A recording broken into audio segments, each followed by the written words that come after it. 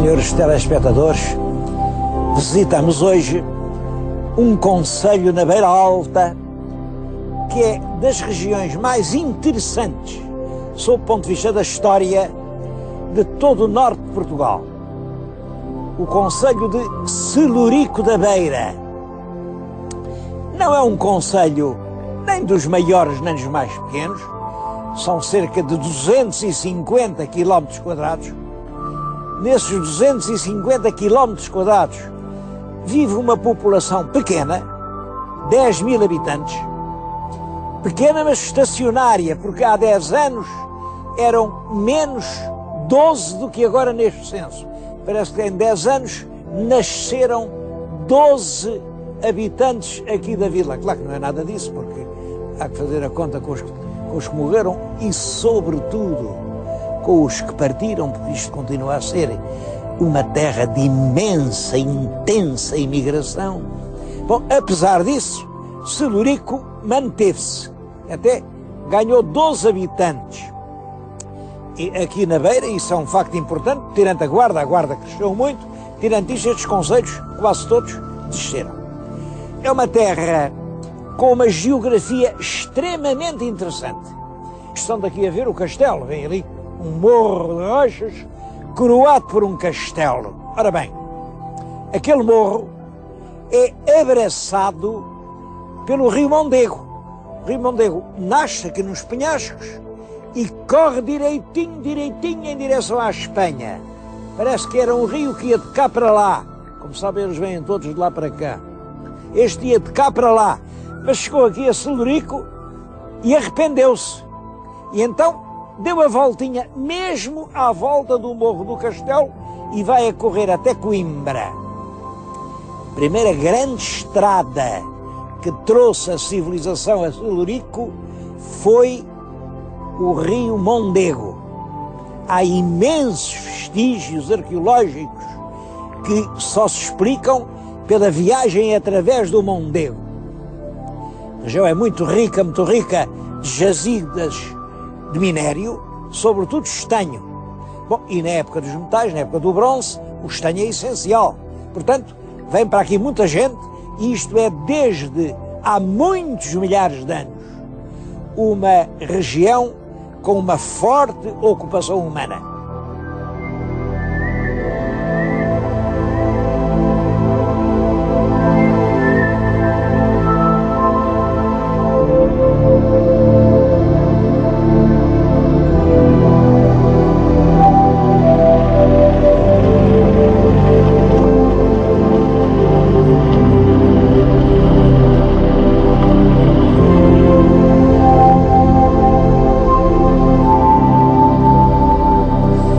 Estou a falar-lhes numa estrada que ainda hoje está aberta ao trânsito, ainda há momentos que passou aqui um automóvel.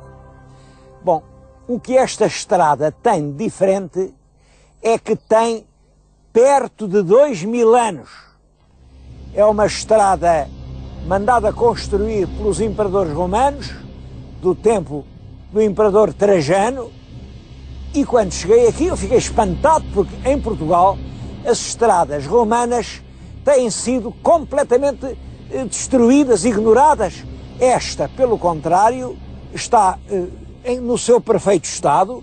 Vêem-se aqui as lajes. Eu acho que é um dos mais importantes monumentos da arqueologia romana que chegaram até hoje em Portugal. Ela, felizmente, não está destruída, mas chama a atenção para a necessidade de a conservar e a valorizar. Ora, as estradas romanas não eram todas iguais. Exatamente como hoje, havia as estradas principais, chamavam-lhe Magna Via, as vias grandes, depois umas estradas mais provinciais para os lugares, e depois umas estraditas que hoje mal se vêem. Ora bem, isto é uma Magna Via. Era a estrada mais solene que eles eram capazes de fazer e ligava duas cidades muito importantes.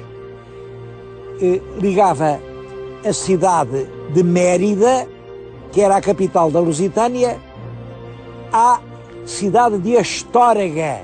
Astorga ficava lá em cima, nas Astúrias. Bom, mas essa estrada entroncava com uma outra que ia para Braga, a nossa Braga. O entroncamento das estradas era precisamente aqui em Celurico. Bom, e aqui tem o senhor telespectador como é que um ponto onde, por um lado, se entroncam duas estradas principais, a que vai para Braga e a que vai desde Mérida à Astorga. Por outro lado, uma estrada natural, que é o Rio Mondego, que nessa altura era perfeitamente navegável, porque é que aqui nasce uma cidade tão importante. Celurico foi realmente uma grande terra há 2000 anos.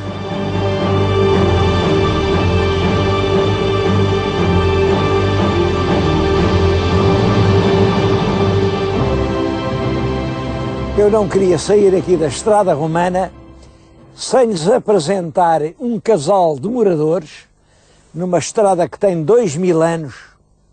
Bom, e um casal que é um exemplo. É o meu amigo António Monteiro e a esposa, a senhora Dona Manuela. São um exemplo por isto.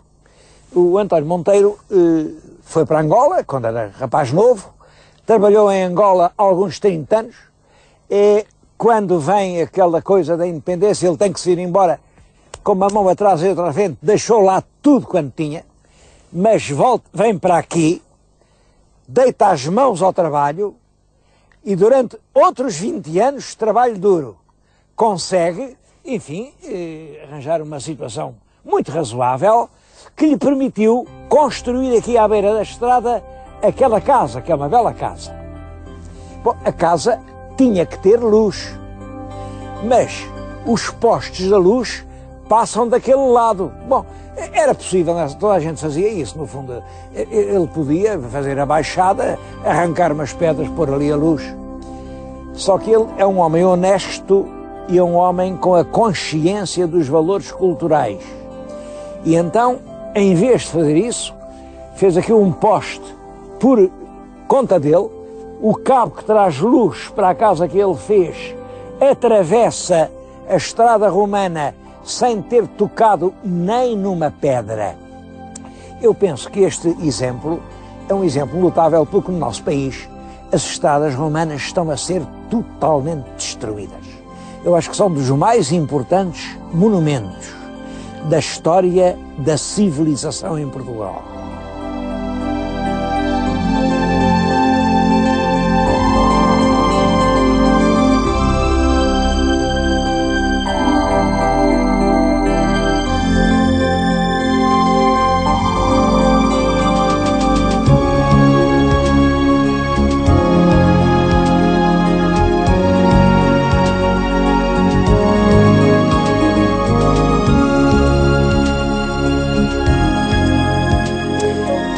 São essas condições estratégicas, a confluência das estradas, o rio, um vale muito fértil, que explicam que se tenha construído aqui um grande castelo.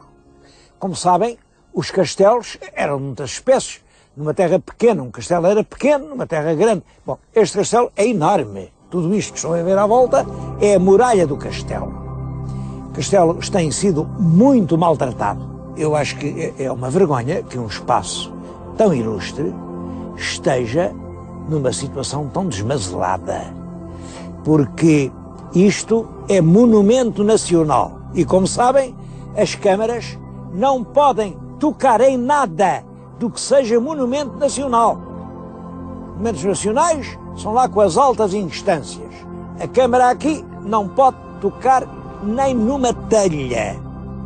Bom, e como não pode tocar em nada, crescem as ervas, acumulam-se os montes de porcaria, e isto, que é o espaço mais nobre de Celurico da Beira, parece realmente uma lixeira. É uma pena.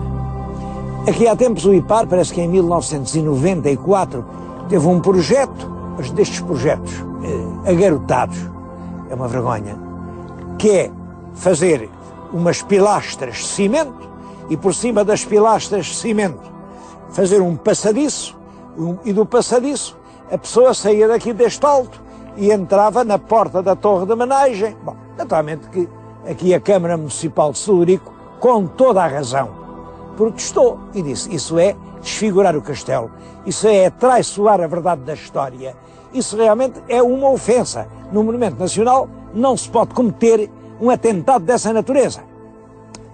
E o IPAR disse: é verdade, tem razão, a gente vai fazer outro projeto.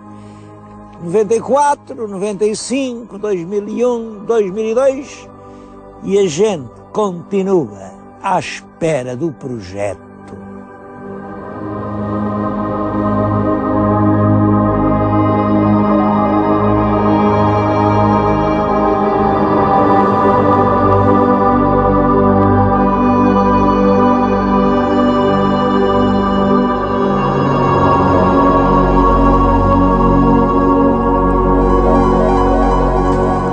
Este castelo relaciona-se um facto que eu não sei se é pura lenda ou se tem algum grão de verdade.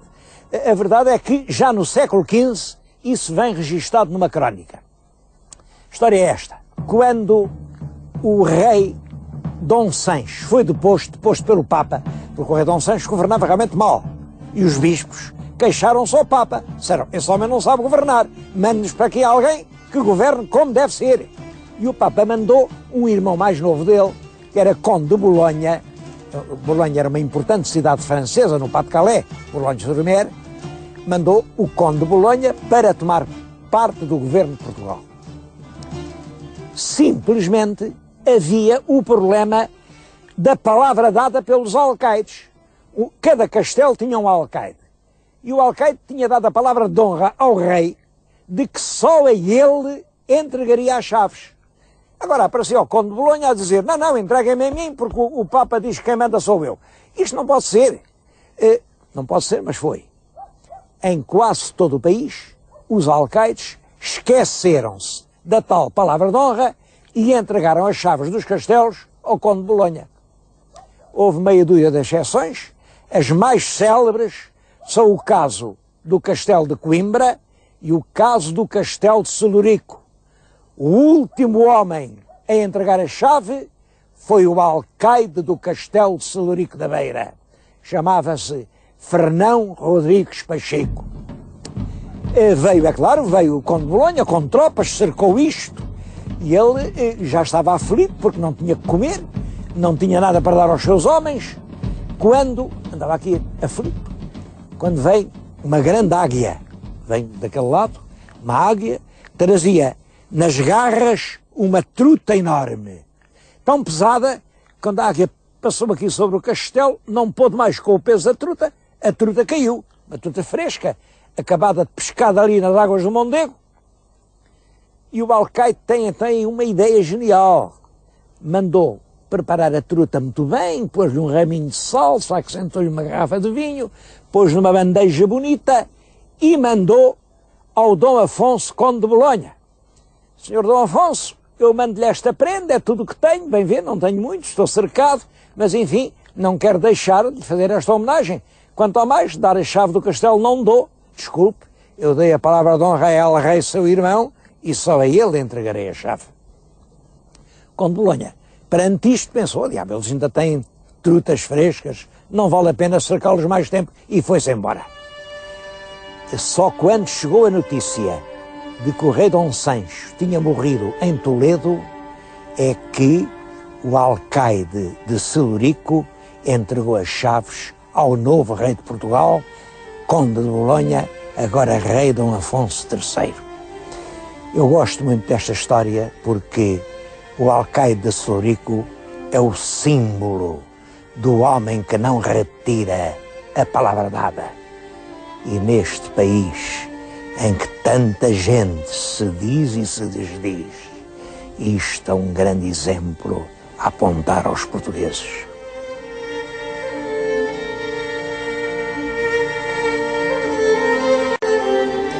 No castelo de Celurico passaram-se muitos outros episódios militares, até uma época relativamente moderna. Ainda nas invasões francesas o castelo teve um papel importante.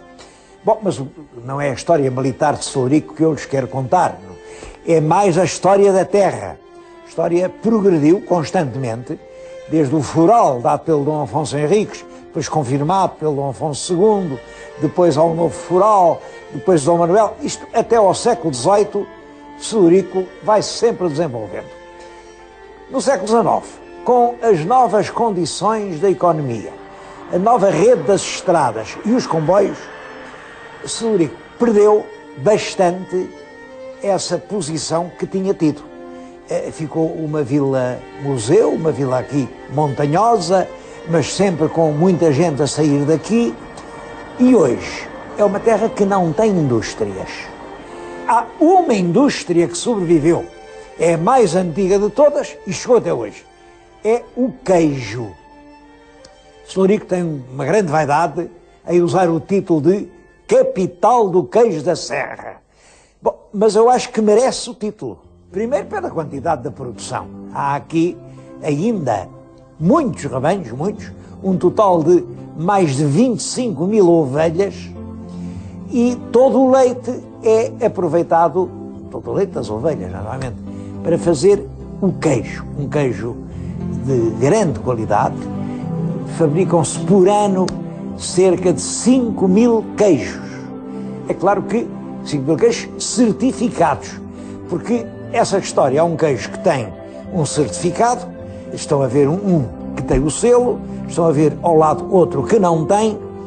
Não quer dizer que o que tem seja necessariamente melhor do que o outro.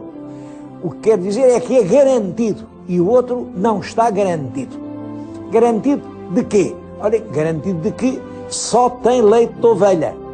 Porque como o leite de ovelha é pouco para a grande procura que há, o fabricante do queijo tem uma certa tendência a misturar-lhe um bocadito ou de leite de vaca ou de leite de cabra, enfim, e esse queijo que tenha alguma mistura já não pode ter o certificado. Portanto, o certificado garante isto, é autêntico leite das ovelhas aqui da região, enfim, e é uma garantia.